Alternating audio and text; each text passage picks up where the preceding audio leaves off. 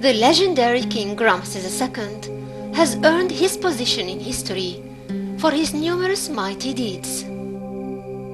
One of them is his bravery, which is clearly seen on the walls of his temple in Abu Simbel when we see him leading his army all the way to Kadesh, northeast of modern Egypt.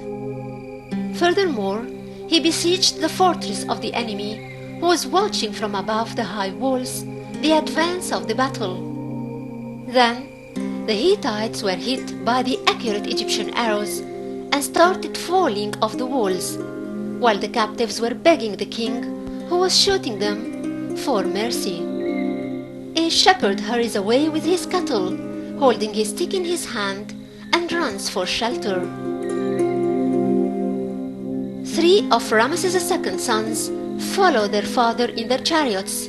They are Amun-Horkheb Shah-F and Ra-Mesesper-Ager and Na-M-F. There is a script that praises the bravery and courage of the pharaoh and his strength too. It describes him in these words: the conqueror of the rebels, above their heights and in their valleys. In the following scene, he steps over an enemy who is on the ground with his face facing the ground and sticking his spear into the chest of another.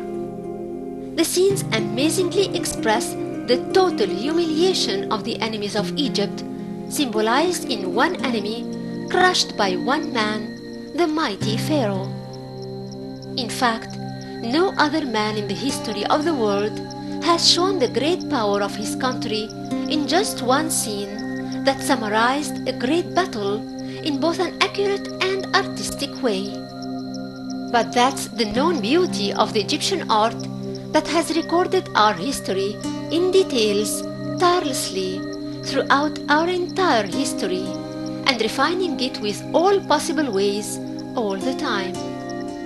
The inscription of that scene tells how the king crushed the 9 bows and hid the northern lands and forced the Africans to leave to the north and the Asians to leave to Lower Nubia, and how he brought to Egypt numerous booties from Syria and the Retno land, which were both considered a part of the Egyptian empire.